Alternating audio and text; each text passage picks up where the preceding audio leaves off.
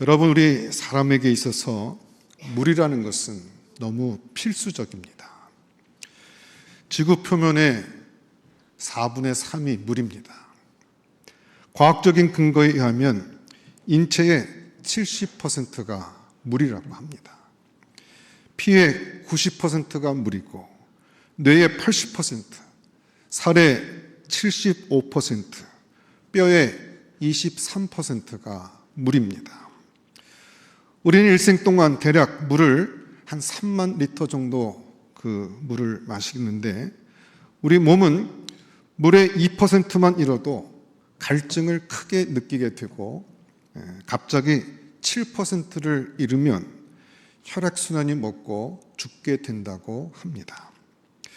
그래서 어떤 면에 있어서는 우리 사람들의 건강은 우리 몸에 있는 물과 깊은 관계가 있다고 할 수 있습니다. 여러분 보십시오. 예로부터 마을이 형성된 곳은 물이 있는 곳입니다. 사람 사는 곳에는 늘 물이 있습니다. 도시가 발달하는 곳도 풍족한 물이 있는 곳입니다. 물은 그 정도로 사람의 삶에 있어서 중요하다는 말입니다. 중앙아프리카를 다녀온 사람들의 말에 의하면 물을 길어오는 여인들의 행렬을 볼 수 있다고 합니다.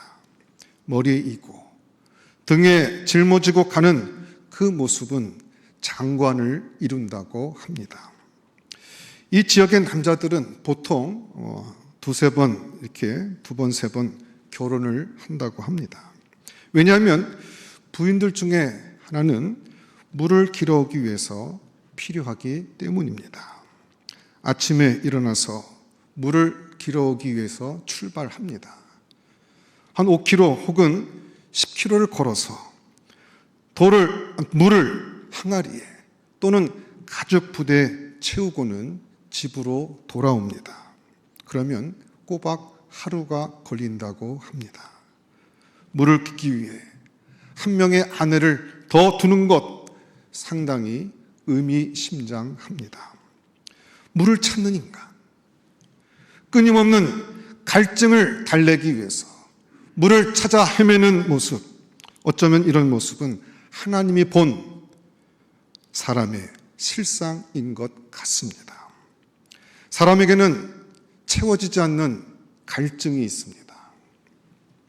먹어도 배부르지 않고 쉬어도 쉼이 없습니다. 많은 것을 소유해도 만족감이 없습니다. 늘 채워지지 않는 갈증을 갖고 살아갑니다. 물론 시대에 따라 사람들이 목말라 한 것은 다릅니다. 보릿고개 6.25 세대들이 느끼는 목마름은 물질에 대한 것이라고 할 수 있습니다. 정말 열심히 일하고 돈을 벌었습니다. 그래서 지난 70년대 우리나라는 놀라운 경제적인 성장을 맛보기도 했습니다. 또 어떤 사람들은 지식에 대한 목마름이 있습니다. 그래서 나이가 60이 되어서도 검정고시를 치고 대학에 가는 사람들도 있습니다. 요즘 젊은 세대들, 이 시대의 젊은이들은 유행과 문화에 대한 목마름이 있습니다. 공부는 못해도 연예인들의 신상에 대해, 그들의 프로필에 대해서 정말 전문적인 지식을 갖고 있습니다. 그러나 문제는 이런 것들을 추구하고 또 어느 정도 성취했다고 해도 인간의 목마름은 채워지지 않는다는 것입니다. 여러분들에게는 어떤 목마름이 있으십니까? 그런데 오늘 본문을 보면 예루살렘에 올라오신 예수님께서 명절 끝날에 이렇게 영적인 목마름이 있는 사람들을 초청하고 있습니다. 우리 37절, 38절 말씀 같이 한번 읽어보도록 하겠습니다. 37절, 38절 두 절 말씀 우리 한번 큰 목소리로 같이 한번 합독해서 읽어보겠습니다. 시작. 명절 끝날 곧 큰 날에 예수께서 서서 외쳐 이르시되 누구든지 목마르거든 내게로 와서 마시라.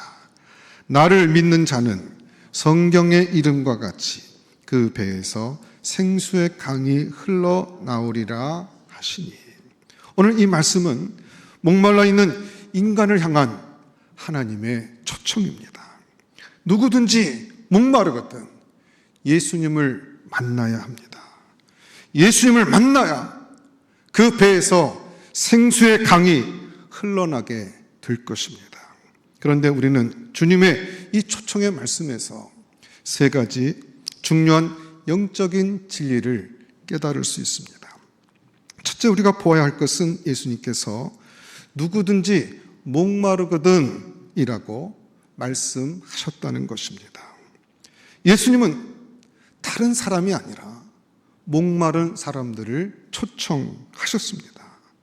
하나님은 예나 지금이나 영적인 목마름을 갖고 있는 사람들을 찾고 계십니다.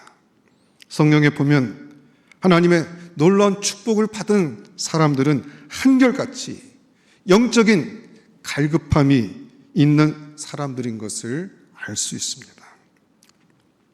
노아는 그 시대 사람들과는 다른 영적인 목마름이 있는 사람이었습니다.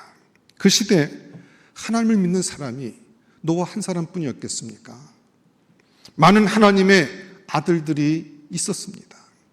그러나 그 사람들은 먹고 마시고 시집가고 장가가는 것을 추구했습니다. 그러나 노아는 하나님의 은혜를 입은 사람이었습니다. 하나님에 대한 목마름을 갖고 사는 사람이었다는 것입니다. 우리가 모세에 대해서 많은 이야기를 할 수 있지만 모세는 한마디로 하나님께 대한 목마름이 있는 사람이었습니다. 하나님이 이스라엘 백성들을 만나기 위해 시내산에 강림하셨을 때 이스라엘 백성들은 죽을까 봐 하나님 앞에 나오려고 하지 않았습니다. 대신 그들은 모세가 하나님과 그들 사이에 있기를 원했습니다. 그리고 당신이 우리에게 말씀하소서 우리가 들으리이다. 하나님이 우리에게 말씀하시지 말게 하소서 우리가 죽을까 하나이다 라고 말합니다.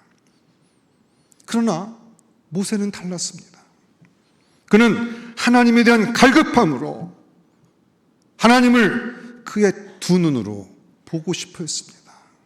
모세가 기도하다가 하나님을 보여달라고 했을 때 하나님은 모세에게 이렇게 말합니다. 내가 내 얼굴을 보지 못하리라. 나를 보고 살 자가 없음이니라. 아마 보통 사람 같으면 여기서 이야기가 끝났을 것입니다. 그러나 모세는 달랐습니다.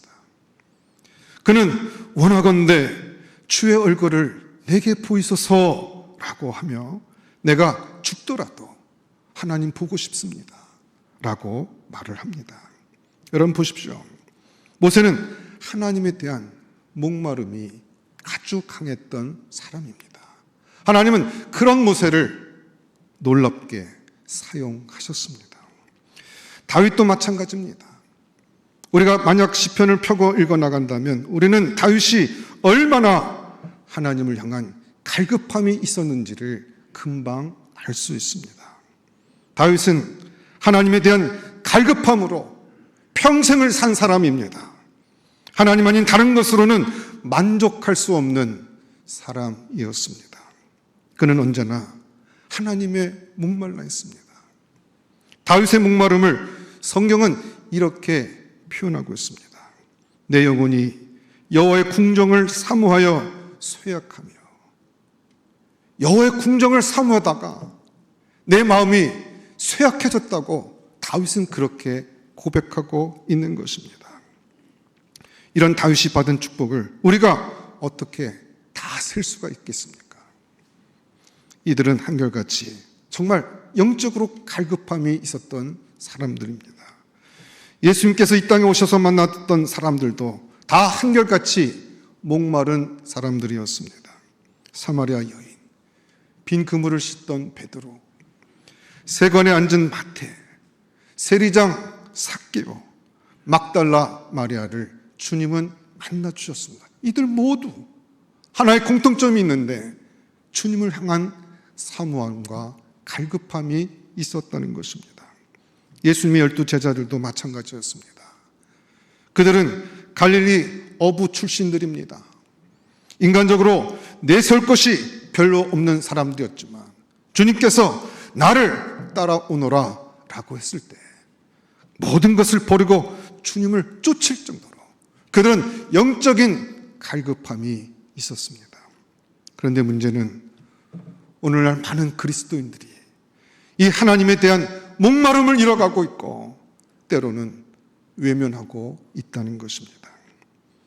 다윗이 잠깐 동안 영적 메마름을 놓친 적이 있습니다. 그때 그는 죄를 이길 수가 없었습니다.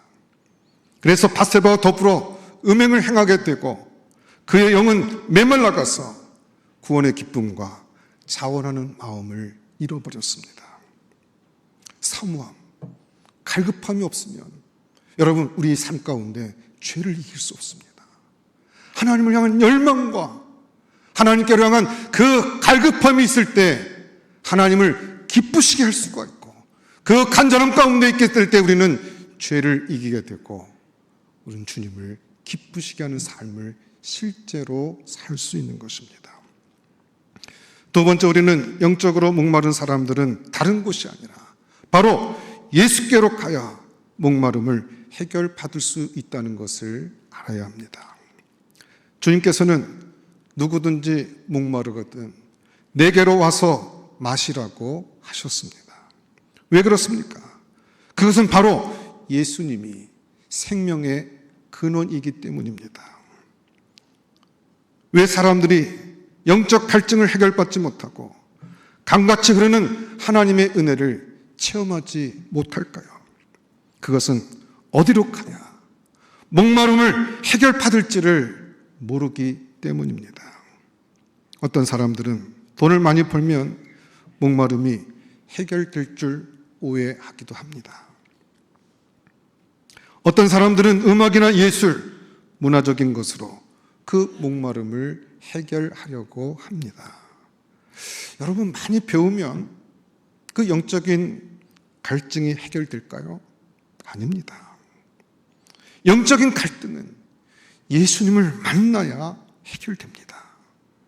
우리는 요한복음 4장에서 예수님께서 사마리아 여인을 만나고 그에게 하신 놀라운 말씀을 기억하고 있습니다. 그때 예수님은 이렇게 말씀하셨습니다.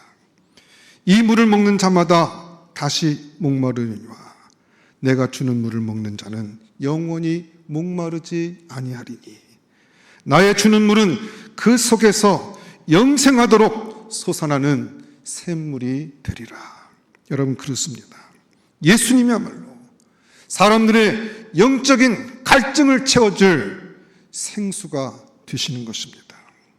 그래서 예수님을 만나면 방황하던 사람들이 삶의 의미를 찾고 절망에 빠진 사람들이 소망을 발견하고 가슴이 메마르고 목마른 사람들이 가슴 넘치는 하나님의 은혜를 체험할 수 있는 것입니다.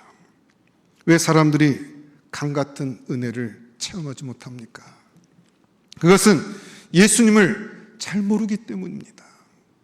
예수님을 대강 알기 때문입니다. 우리가 예수님을 진짜로 알면 참된 주님을 그 진정으로 그 주님을 만나게 되면 우리는 하나님의 능력을 체험할 수 있습니다. 오늘 본문 말씀에 보면 많은 사람들이 변론합니다. 서로 수근거립니다. 그들이 말하는 주제는 하나입니다. 예수가 누구인가입니다. 예수님이 혹시 그리스도가 아닐까라는 것이었습니다. 어떤 사람은 예수님은 좋은 사람이야 라고 말합니다. 그러자 다른 사람은 아니라 무리를 미혹하는 자라 라고 말을 합니다. 또 어떤 사람은 배우지도 않았는데 어떻게 글을 아는가, 참 놀라운 분이다 라고 말합니다. 그러자 다른 사람은 아니다, 귀신 들린 것이다 라고 말합니다. 어떤 사람은 갈릴리에서 어떻게 그리스도가 나오겠느냐? 베들레헴에서 나온다고 하지 않았느냐라고 말을 합니다. 여러분 보십시오. 그들은 변론하고 수군거리지만 예수님을 정말로 아는 자가 없었습니다. 주님은 그렇게 수군거리는 사람들에게 당신 자신이 누구신지를 공개적으로 드러냈습니다. 오늘 본문 말씀이 그 내용입니다. 명절 끝날에 성전 앞에서 이렇게 외치신 것입니다. 누구든지 목마르거든 내게로 와서 마시라. 나를 믿는 자는 성경의 이름과 같이 그 배에서 생수의 강이 흘러나리라. 그런데 여러분, 이 말이 보통 말이 아닌 것을 우리가 알아야 합니다. 이 말은 예수님의 놀라운 선언입니다. 우리들은 그냥 이 말을 읽지만 유대인들에게는 이 말이 충격적인 말입니다. 왜 충격적인 말이었을까요? 오늘 본문에 주님께서 이 말씀을 하셨던 그 명절이 초막절 절기였다고 기록하고 있습니다. 원래 이 초막절 절기는 이스라엘 백성들이 40년 동안 광야에서 고난당했던 것을 기념하는 절기입니다. 그래서 이 절기에는 유대인들이 집에 있어도 일부러 그 마당에다가 이렇게 천막을 쳐놓고 그 천막에서 일주일을 지냅니다. 그리고 성전에서는 초막절에 아주 특별한 의식 하나가 있는데 그것은 제사장이 매일 실로암 목가에 가서 금으로 된 물병에 물을 채워 가지고 와서는 성전에 붓는 의식이 있습니다. 물이 너무 필요했던 광야에서 반석을 쳐서 물이 솟아난 사건을 기념하는 것으로 알려져 있습니다. 그런데 흥미있는 사실은 절기 그 마지막 날에는 이 물 붓는 의식이 없습니다. 그것은 메시아 시대를 위해서 남겨두었습니다. 메시아가 오면 광야에 강이 흐를 것을 그들은 기대했기 때문입니다. 메시아가 바로 생수의 강이 되실 것입니다. 그래서 구약성경 여기저기에서는 메시아 시대에 흘러넘칠 생수에 대해서 여러 번 예언하고 있습니다. 이사야서 44장 3절에 보면 나는 목마른 자에게 물을 주며 마른 땅에 시내가 흐르게 하며 나의 영을 내 자손에게 나의 복을 내 후손에게 부어주리니. 또 요엘서 3장 18절에 보면 여호와의 성전에서 샘이 흘러나와서 시딤 골짜기에 되니라. 그리고 스가랴 14장 8절에서는 그날의 생수가 예루살렘에서 솟아나서 절반은 동해로 절반은 서해로 흐를 것이라. 여름에도 겨울에도 그러하리라. 여러분 보십시오. 근데 보십시오. 예수님께서 바로 이 초막절 절기 마지막 날에 그 성전에 서서 이렇게 선포하십니다. 나를 믿는 자는 그 배에서 생수의 강이 흘러나리라. 여러분 무슨 말씀입니까? 바로 예수님 그분이 메시아 그리스도라는 것입니다. 여러분 그렇습니다. 예수님이 그리스도시기 때문에 그리스도이신 예수님을 만나면 그는 생수의 강을 만난 것입니다. 우리가 정말 그리스도를 깊이 알면 그 배에서 생수의 강이 흘러 넘치게 되는 것입니다. 예수님이 그리스도시고 그리스도이신 예수를 만나면 그 만남은 곧 생수의 강을 만난 것이라고 우리 가운데 성경은 말씀하고 있는 것입니다. 세 번째, 우리는 그렇게 예수님을 만난 사람들, 그 예수님을 그리스도로 만난 그 사람들은 그 배에서 생수의 강이 흘러나리라는 말씀에 주의를 기울여야 합니다. 성경은 이 말씀이 바로 그를 믿는 자가 받을 성령에 대한 말씀이라고 설명을 하고 있습니다. 자, 우리 39절 한번 읽어볼까요? 본문 39절 같이 한번 읽어보도록 하겠습니다. 우리 큰 소리로 같이 합독해서 읽겠습니다. 시작. 이는 그를 믿는 자들이 받을 성령을 가리켜 말씀하신 것이라. 예수께서 아직 영광을 받지 아니하셨으므로 성령이 아직 그들에게 계시지 아니하시더라. 왜 예수님을 만나면 그 배에서 생수의 강이 흘러날까요? 그것은 바로 성령님이 그 사람 속에 그리고 그와 함께 계시기 때문입니다. 주님이 우리에게 주시는 생수는 다른 곳에서 솟아나는 것이 아니라 바로 그 배에서 솟아나는 것입니다. 그 배에서라는 말은 그 속에서라는 말과 같습니다.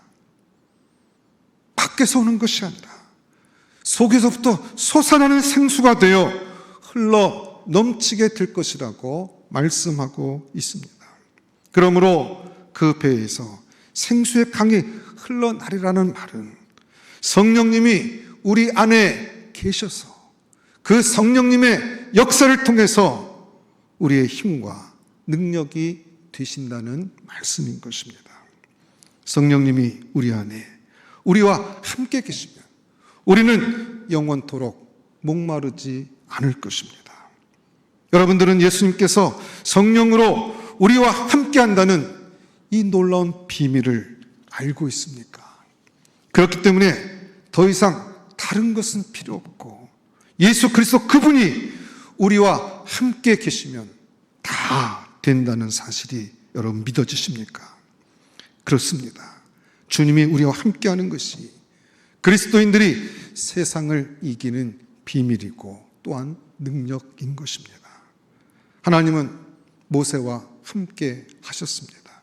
그러자 애굽의 바로를 이기고 승리했습니다.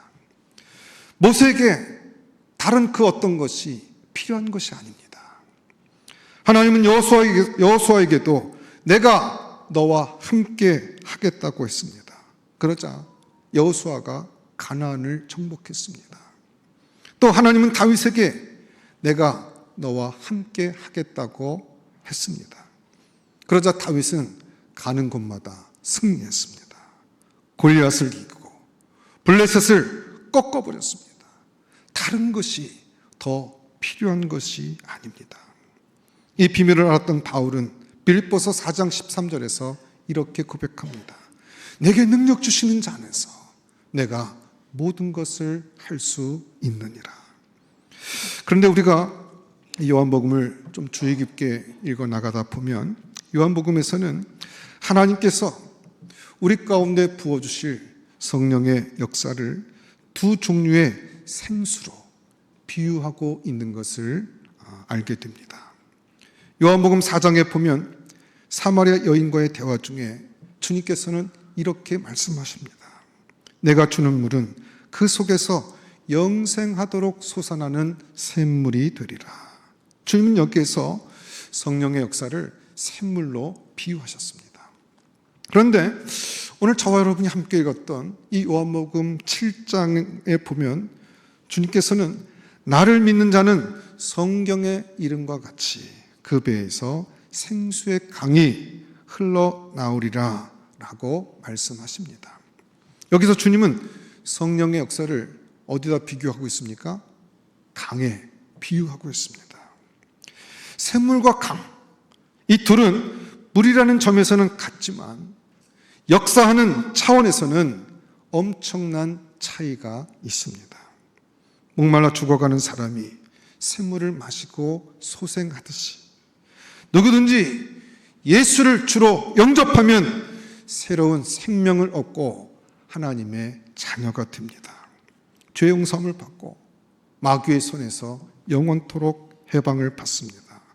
이런 생명의 역사는 바로 샘물과 같은 역사입니다.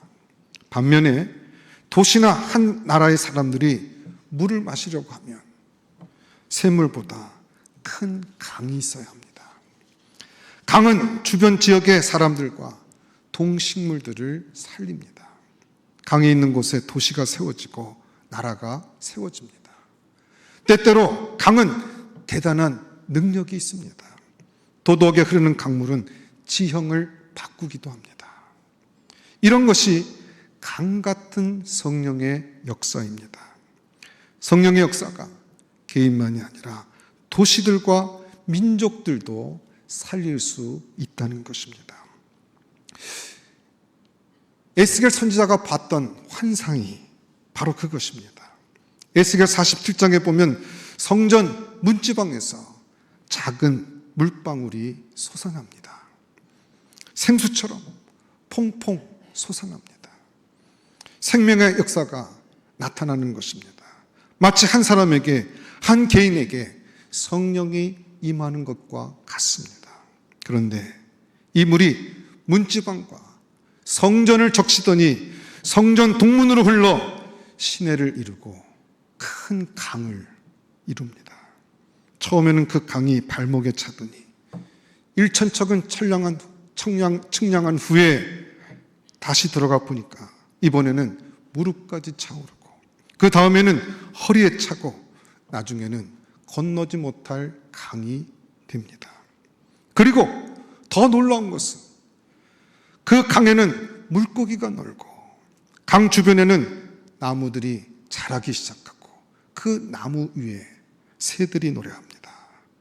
그리고 이 강이 흘러가는 곳마다 모든 생명이 살아나는데 죽은 땅이 살고 죽음의 바다가 생명의 바다로 바뀌어집니다. 정말 놀라운 하나님의 역사가 일어나기 시작한 것입니다. 여러분, 그렇습니다. 하나님은 목마른 한 사람 한 사람을 만나 그들에게 영원히 솟아나는 샘물이 되어주십니다. 그런데 중요한 것은 그 성령을 체험한 한 사람 한 사람이 일어나기 시작하면 처음에는 그저 성전을 적시는 것처럼 보이다가 나중에는 그것이 성전 밖으로 나가 작은 시내를 이루고 큰 강을 이루게 되어 큰 도시를 변화시키고 나중에는 한 나라를 변화시킨다는 것입니다. 하나님은 이와 같은 역사를 기대하고 있습니다. 한 사람 개인에게 성령의 역사가 임하게 돼서 그가 예수를 그리스도로 믿고 그 그리스도 되신 예수님을 자신의 인생의 주인으로 모시고 그 주님과 동행하는 믿음의 삶을 살아서 근데 그 사랑과 그 은혜는 한 사람에게 끝나지 아니하고 그 사람이 교회 바깥에 나가 시내를 이루고 그리고 큰 강을 이루고 그리고 물이 바다를 넘치는 것처럼 열방에 이르기까지 그 성령의 사람이 하나님의 그와 같은 역할을 감당하는 것을 주님은 우리를 통해서 기대하고 있는 것입니다. 저는 오늘 아침에 여러분들에게 도전하고 싶습니다. 정말 성령님께서 내 안에 강처럼 역사하기를 소원하십니까? 정말로 그 배에서 생수의 강이 흘러나는 것과 같은 하나님의 큰 은혜를 체험하기를 소원하십니까? 그렇다면 영적인 목마름을 가지셔야 합니다. 하나님에 대한 갈급함, 하나님으로 말미암는 축복이 아니라 축복을 주시는 그 하나님께 대한 목마름이 있고 그 하나님이 내 삶을 붙들어 주시고 내 삶을 인도하시는 그 하나님의 크신 은혜와 사랑이 내 안에 머물게 할 수 있는 것은 하나님을 향한 영적인 목마름을 계속 유지하는 것입니다. 여러분, 우리가 주를 만날 때 첫사랑들을 다 갖고 계실 것입니다.